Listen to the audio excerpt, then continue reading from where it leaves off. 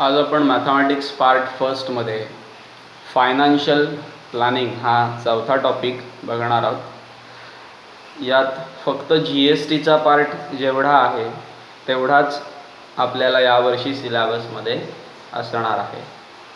Page number 97 पासून पुढे असणारा सगळा भाग 108 पर्यंतचा हा सिलेबसमधून कमी करण्यात आलेला आहे.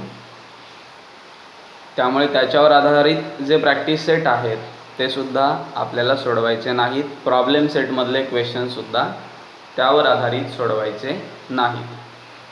मुळात GSTचा फुल फॉर्म काय फळ्यावर लिहिलेला आहे, गुड्स अँड सर्व्हिस टॅक्स. यात कोणते कोणते येतात तर excise duties, service tax, custom duty, central surcharge and sales, VAT, luxury tax, entertainment tax, octroi, CST, countervailing duties म्हणजे CVD आणि स्पेशल ॲडिशनल ड्युटी म्हणजेच SAD असे सगळे एकाच नावाखाली आपण त्यांना घेतलेलं आहे. टॅक्स इनव्हॉइसमध्ये कोणती कोणती माहिती लिहिलेली असते ती बघण्यासाठी आपल्या समोर पुस्तक उघडा. पेज नंबर 82 काढा, 82. ह्या 82 पेज नंबरवर एक tax invoice of goods purchase sample एक दाखवलेला आहे. यात काय काय दिलेलं आहे बघा. पूर्ण त्या सॅम्पलचं त्या टॅक्स इनव्हॉइसचं निरीक्षण करा. पहिल्यांदा सप्लायरचं नाव लिहिलं आहे, A to Z sweet mart म्हणजे त्या दुकानाचं नाव. त्यानंतर त्याचा पत्ता, pincode, mobile number, email ID. उजव्या कोपऱ्यात वरती GSTIN असं म्हटलेलं आहे. त्याविषयी माहिती आपण घेऊयात काय आहे ते. आणि एक त्याच्यापुढे पहिले 2 अंक आहेत आणि नंतर ABCD असे काहीतरी लेटर्स आहेत. नंतर पुन्हा अंक आहेत, लेटर, नंतर अंक आणि पुन्हा लेटर असं दिलेलं आहे. या प्रत्येक अंकाला किंवा त्या लेटरला काहीतरी अर्थ आहे. तो अर्थसुद्धा आपण समजून घेऊयात. त्यानंतर डाव्या बाजूला इनव्हॉइस नंबर GST 110 असा दिलेला दिसतोय. इनव्हॉइस डेट म्हणजे ज्या तारखेला हे बिल केलं गेलं ती तारीख दिलेली आहे. त्यानंतर सिरियल नंबर वाईज काय काय वस्तू घेतल्या 1 2 3 4 5. दुसरा आहे HSN कोड. तो HSN कोड म्हणजेच हार्मोनाइज्ड सिस्टीम ऑफ नॉमेनक्लेचर. त्यानंतर नेम ऑफ प्रॉडक्ट, नाव आहे पेढे, चॉकलेट, आईस्क्रीम, ब्रेड, बटर. त्यानंतर त्याचा रेट आहे. नंतर क्वांटिटी आहे. त्यानंतर टॅक्सेबल अमाऊंट, किती टॅक्सेबल अमाऊंट आहे. नंतर 2 पार्ट केलेत त्यांनी, CGST आणि SGST. CGSTचा रेट दिला आहे आणि त्या रेटनुसार किती रुपये होत आहेत ते टॅक्समध्ये दिलेले आहेत. फॉर एक्झाम्पल एक टॅक्सेबल अमाऊंट पहिली फळ्यावर मी दाखवतो तुम्हाला. पेढे घेतलेले आहेत 400 रुपये किलोचा भाव आहे. क्वांटिटी आहे 500 ग्रॅम म्हणजे अर्धा किलो घेतलेले आहेत. त्यामुळे टॅक्सेबल अमाऊंट 200 रुपये झाली. CGST 2.5% म्हटलेला आहे. मग 200 रुपये पेढ्याचे आहेत त्याला CGST 2.5% म्हणजे 200चे 2.5% आपल्याला काढावे लागतील. हे 2 शून्य घालवले आणि गुणाकार केला तर होतात 25 दुणे 50 आणि एक घर सोडून दशांश चिन्ह म्हणजेच 5 रुपये. ते टॅक्स या कॉलममध्ये लिहिलेले आहे. टॅक्स 5 असेच सगळे खाली दिलेले आहेत बघा. दुसऱ्या वेळेला 14% दिला आहे रेट. 14% प्रमाणे 80 रुपयाचे काढलेले आहेत 11.20.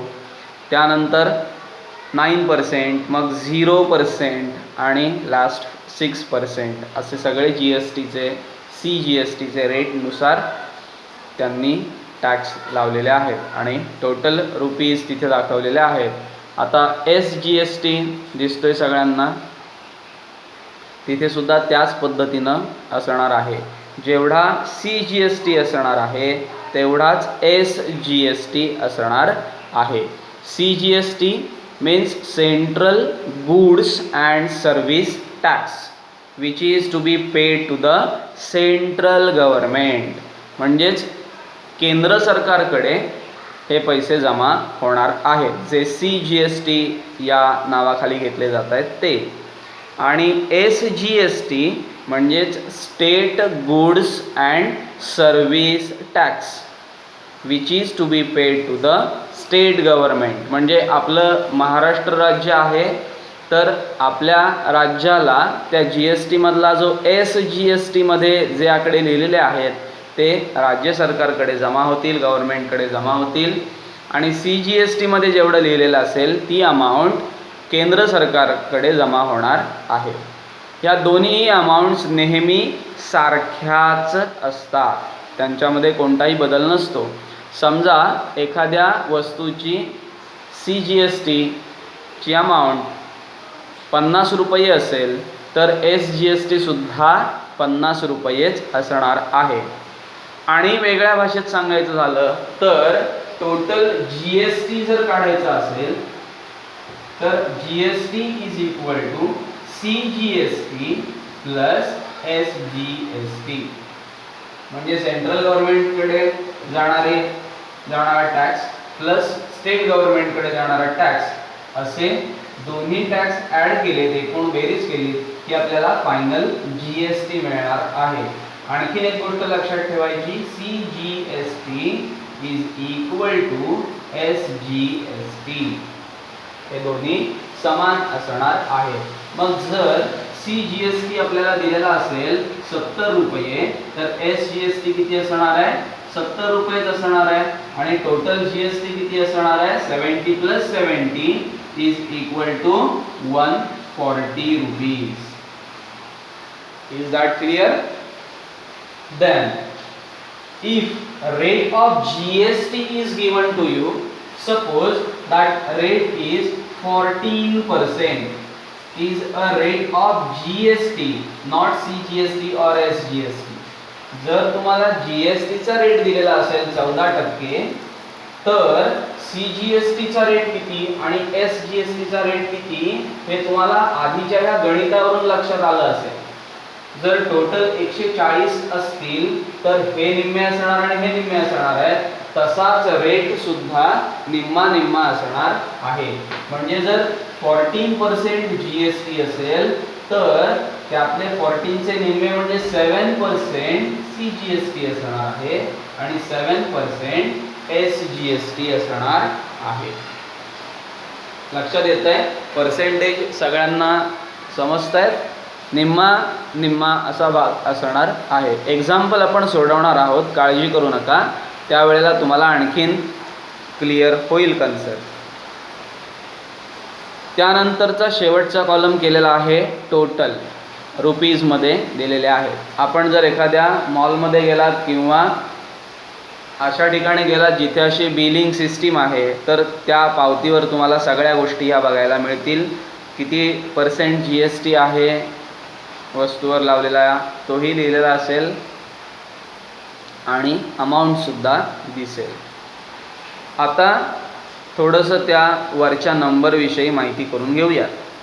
GSTIN असा जो नंबर दिलेला आहे त्याचा फुल फॉर्म आहे goods and service tax identification number. हा त्या डीलरसाठी फक्त आणि फक्त त्याच डीलरसाठी तो ॲप्लिकेबल असणार आहे.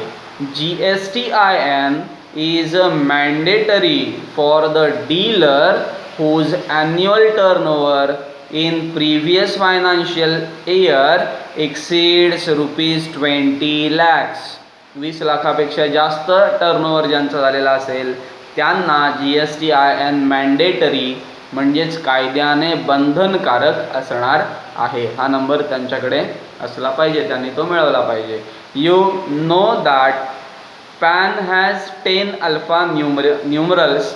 Similarly GSTIN has 15 alpha numerals. Pan card सगळ्यांनी बघितलेली असतील. त्याच्यावरती 10 नंबर्स असतात, न्यूमरल्स असतात, अल्फा न्यूमरल्स असतात. तशी इथे सुद्धा बघायला मिळतात. इथे 15 असतात. इन्क्ल्यूड्स 10 digit pan of the dealer. त्या 15 पैकी 10 जे आहेत ते पॅन नंबरच असणार आहे. आणि उरलेली जी आहेत ती कशा पद्धतीनं दिलेली आहेत बघा सगळ्यांनी.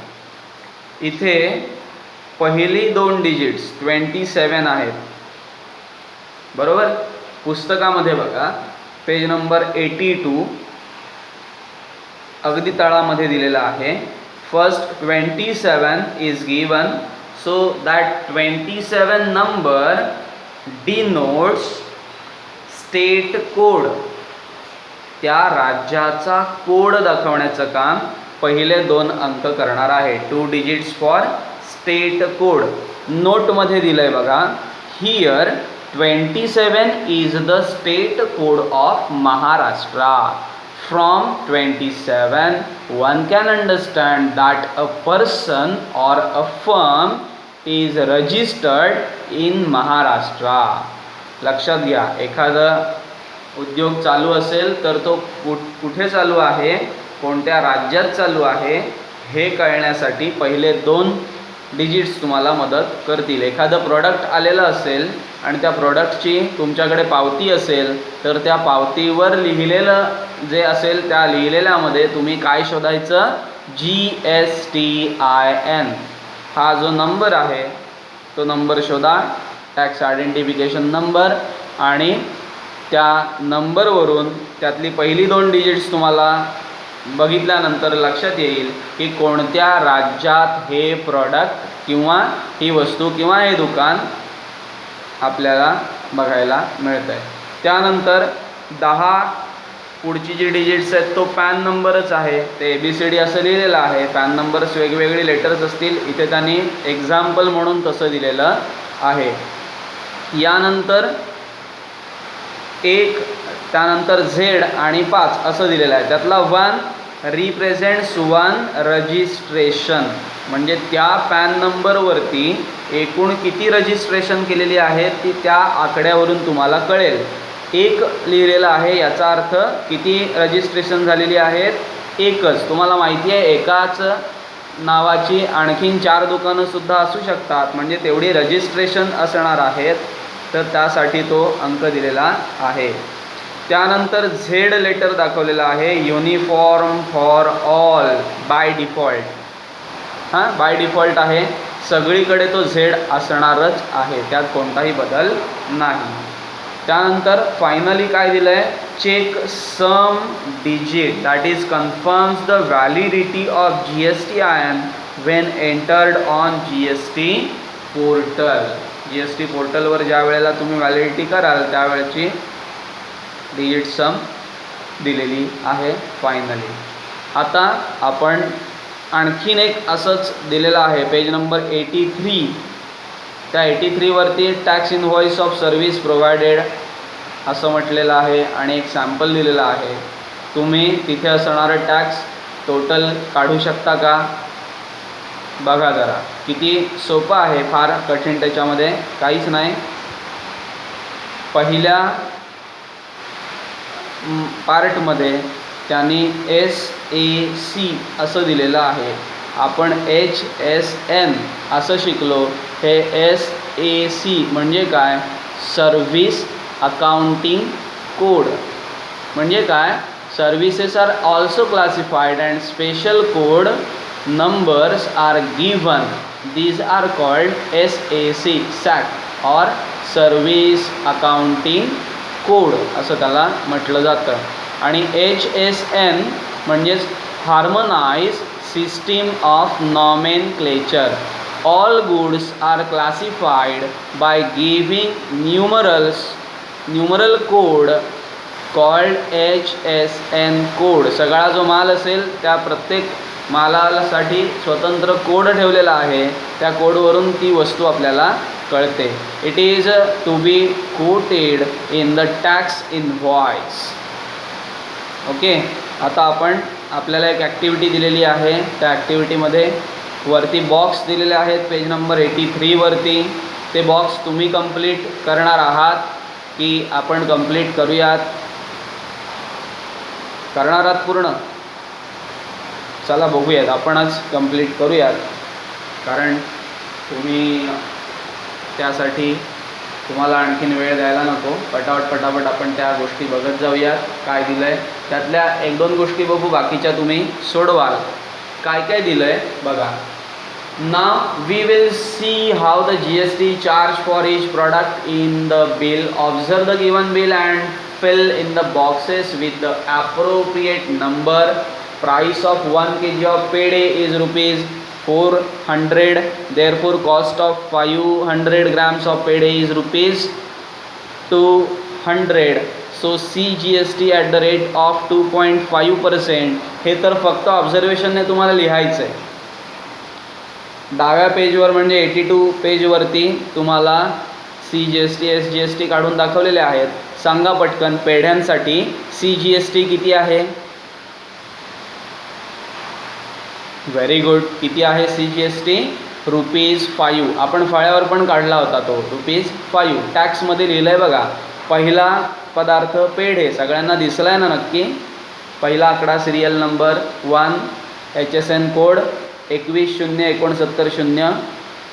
नेम ऑफ प्रोडक्ट पेढे, rate 400, quantity 500 gram, taxable amount 200 आणि CGSTमध्ये टॅक्स दिलेला आहे ₹5. इथे बॉक्समध्ये पहिल्या लिहायचं 5. And SGST at the rate of, SGSTचा रेट बघा किती आहे पेढ्यांसाठी? 2.5%. ते लिहा त्याच्यामध्ये, त्या दुसऱ्या बॉक्समध्ये 2.5. It means that the rate of GST on pede is 2.5 plus 2.5 is equal to 5%, and hence the total GST is ₹10. एकूण GST किती असणार? ₹10, कारण CGST ₹5 आणि SGST ₹5. त्यानंतर the rate of GST on chocolate is, चला शोधा चॉकलेटवर असणारा GSTचा रेट किती आहे? सगळ्यांनी जरा नीट बघा. चॉकलेट मिळालं का? ओके, खाऊन टाका आता. बघा, चॉकलेट 1 बार ₹80 टॅक्सेबल अमाऊंट मिळाली. CGSTमध्ये किती % लिहिलेले आहेत? 14%, 14%. आणि SGSTमध्ये किती टक्के लिहिलेले आहेत? 14%. मग 14 आणि 14 मिळून एकूण GST तयार होणार आहे. म्हणजेच किती असणार सांगा? 28%. Total GST 28% for chocolate. म्हणजे इथे किती लिहिणार सांगा? The rate of GST on chocolate is 28. त्या बॉक्समध्ये लिहायचे 28. And hence the total GST is ₹. त्यामुळे एकूण GST किती? CGST आहे ₹11.20 आणि SGST ₹11.20. असे मिळून किती होणार? 11 दुणे 22 रुपये 40 पैसे. ते पुढच्या बॉक्समध्ये लिहायचे 22.40. Then next, rate of GST on ice cream is, चला शोधा आईस्क्रीम कुठे आहे? मिळालं, 3 नंबरला आहे बघा आईस्क्रीम. GSTचा रेट बघा, 9% CGST, 9% SGST, म्हणजे टोटल GST 9 + 9, 9 दुणे 18%. तो लिहायचा आहे. Rate of GST on ice cream is 18%. Hence the total cost of ice cream is, total cost of ice cream म्हटलं, GST नव्हे, टोटल कॉस्ट शेवटच्या कॉलममध्ये तुम्हाला मिळेल. आईस्क्रीमची टोटल कॉस्ट किती आहे? ₹236, ₹236. ते लिहायचे तिथे. त्यानंतर last, on butter CGST rate is, शोधा बटर किती नंबर? व्हेरी गुड, 5व्या नंबरवर आहे बटर. सांगा CGST 6%, शाबास. अँड SGST तो पण तेवढाच असतो ना, 6%. So GST rate on butter is, GST rate विचारला आहे म्हणजे फायनल GSTचा रेट, अमाऊंट नाही हां, GSTचा रेट विचारला आहे. 6% CGST आणि 6% SGST, म्हणजे टोटल GST किती, 6 अधिक 6 12%. शेवटच्या बॉक्समध्ये लिहायचे आहे 12%. क्लिअर. आता खाली तसंच एक दिलेलं आहे ते तुम्ही कंप्लीट करायचं आहे. यानंतर पेज नंबर 84 काढा. त्यावर goods and service items list असं म्हटलेलं आहे. सगळ्यांनी त्यात असणाऱ्या सगळ्या गोष्टी वाचा, तुमच्या लक्षात येईल. त्याने टाईप्स केलेले आहेत, प्रकार केलेले आहेत. पहिला आहे 0 रेटेड, म्हणजे कोणताही GST त्या मालावर लावला जात नाही. त्यानंतर लो रेटेड, मग स्टँडर्ड रेटेड. त्या स्टँडर्ड रेटेडमध्ये त्यांनी 2 पार्ट केलेले आहेत. त्यांना first slab and second slab असं नाव दिलेलं आहे. आणि सगळ्यात शेवटी असणार आहेत हायली रेटेड. आणि हायली रेटेडसाठी पर्सेंटेज किती आहेत, 28%. आता बघा, एकूण पहिलं 0 रेटेडमध्ये कोणती गुड्स येतात, कोणत्या पदार्थांचा समावेश होतो बघा. Essential commodities like food grains, अन्नधान्य असेल, फ्रूट्स असतील, vegetables, milk, salt, earthen pot म्हणजे मातीची भांडी, या गोष्टींवरती कोणताही टॅक्स असणार नाही, GST असणार नाही. सर्व्हिसेस कुठल्या आहेत ज्याच्यावर कोणताही टॅक्स नाही, टॅक्स फ्री सर्व्हिसेस आहेत. त्यात charitable trust activities, charitable trust असतील तर त्यांना नाही. Transport of water, use of roads and bridges, tax भरावा लागतो का रोड्स आणि ब्रिजेससाठी. कोणताही सर्व्हिसमध्ये कोणताही GST भरावा लागत नाही. आपण टोल भरतो तो वेगळ्या कारणासाठी करत असतो. त्यानंतर पब्लिक लायब्ररी असेल, GST नाही. ॲग्रिकल्चर रिलेटेड सर्व्हिसेस असतील त्यांना GST असणार नाही. एज्युकेशन, हेल्थ केअर सर्व्हिस यांना GST असणार नाही. त्यानंतर लो रेटेडमध्ये 5% GST असेल कुठल्या पदार्थांना, LPG सिलेंडर आपण वापरतो, 5% GSTने तो आपल्याला मिळतो. टी, कॉफी, वरती कॉफ झालं आणि फी खाली आलेला आहे, एकच शब्द येतो कॉफी. ऑइल, हनी म्हणजे मध, फ्रोझन व्हेजिटेबल्स, स्पायसेस, स्वीट्स मसाले, गोड पदार्थ, या सगळ्यांना 5% GST लावून विकले जातात.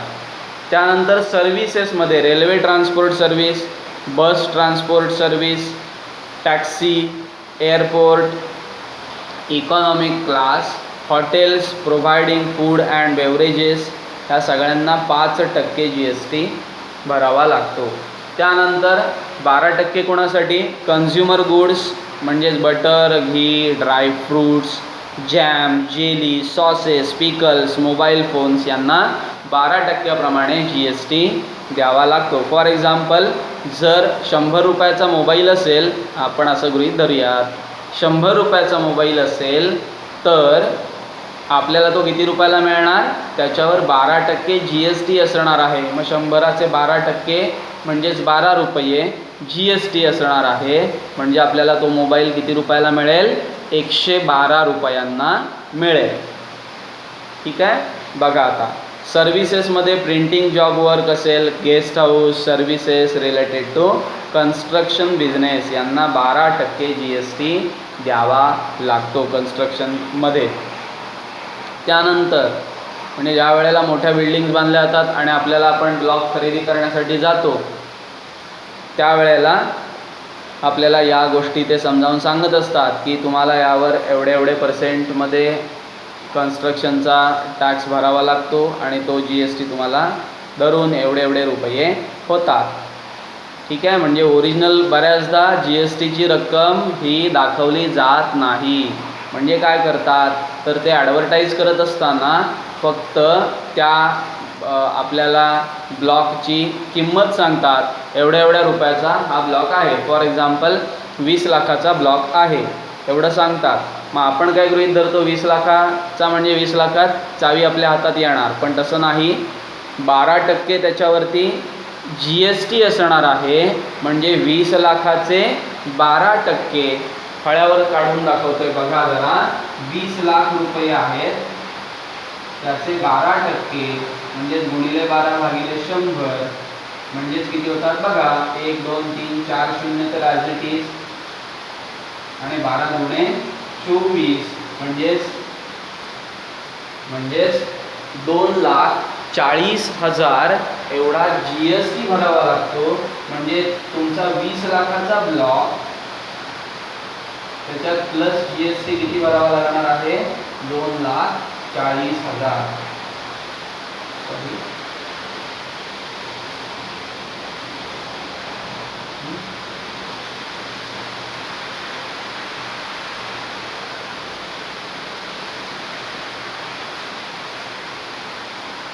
2,40,000 आहे.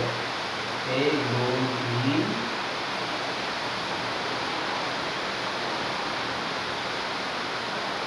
म्हणजे तुम्हाला तो ब्लॉक किती रुपयाला मिळणार आहे सांगा. 20 आणि 2 22,40,000 रुपयांना मिळणार आहे. ठीक आहे, लक्षात येतंय.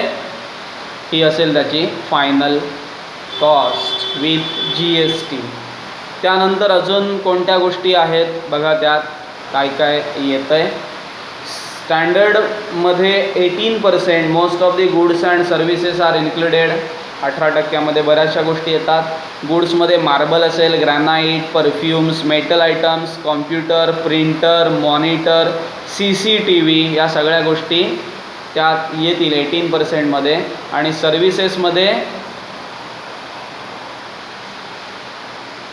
सर्व्हिसेसमध्ये courier services, outdoors catering, circus, drama, cinema, exhibitions प्रदर्शनं, currency exchange, broker services, in share trading या सगळ्या गोष्टी 18%मध्ये येणार आहेत. त्यानंतर हायली रेटेड, सगळ्यात जास्त GST ज्या गोष्टींसाठी आपल्याला भरावा लागतो त्या गोष्टींमध्ये काय काय येतं आहे. Luxury items, motorcycles and spare parts, luxury cars, पान मसाला, पॅन कार्डवरून सगळीकडे तसंच वाटतं ते. पान मसाला, vacuum cleaner, dish washes, AC, washing machine, fridge, tobacco products, aerated water या सगळ्यांना 28% GST भरावा लागतो. त्यामुळे यांच्या किमती वाढत जातात.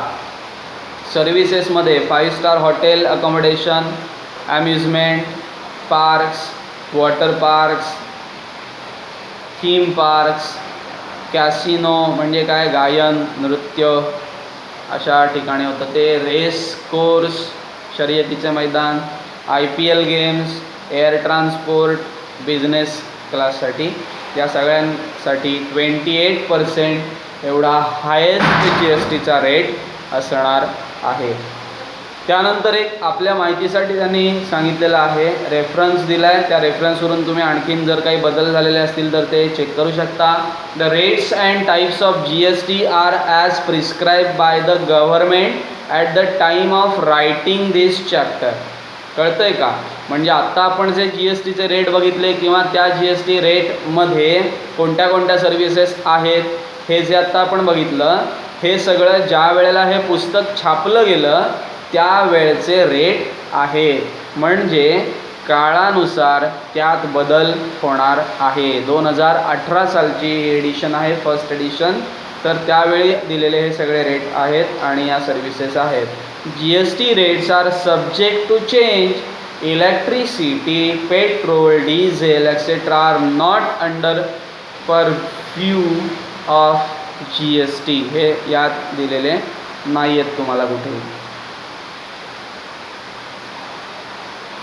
त्यानंतर आता आपण जे SAC किंवा HSN बघितले, कोड बघितले, हे कोड कुणीही पाठ करण्याची गरज नाही.